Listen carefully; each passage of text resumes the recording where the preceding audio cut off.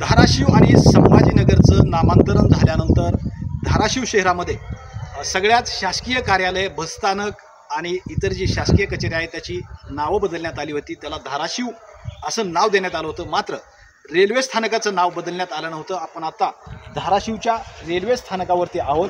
आत्ता आपण पाहू शकतो या ठिकाणी उस्मानाबाद रेल्वे स्टेशन असं या ठिकाणी नाव आपल्याला पाहायला मिळतं आहे. मात्र आता हे जे नाव आहे हे नाव आता उस्मानाबादच्या ठिकाणी धाराशिव असं करण्यात येणार आहे. तशी मंजुरीचं पत्र जे आहे ते केंद्र सरकारने धाराशिव प्रशासनाला दिलेलं आहे. आणि मागील काही काळामध्ये ही प्रक्रिया जी आहे नामांतरांची, ही प्रक्रिया संत गतीने सुरू होती. मात्र धाराशिवचे खासदार ओमराजे निंबाळकर यांनी याचा पाठपुरावा केला आणि आता हे धाराशिव उस्मानाबाद रेल्वे स्थानक जे आहे त्याचं नाव धाराशिव स्थानक असं होणार आहे. आणि तसं पत्र धाराशिव प्रशासनाला प्राप्त झालेलं आहे. श्रीराम क्षीरसागर, TV9 मराठी, धाराशिव.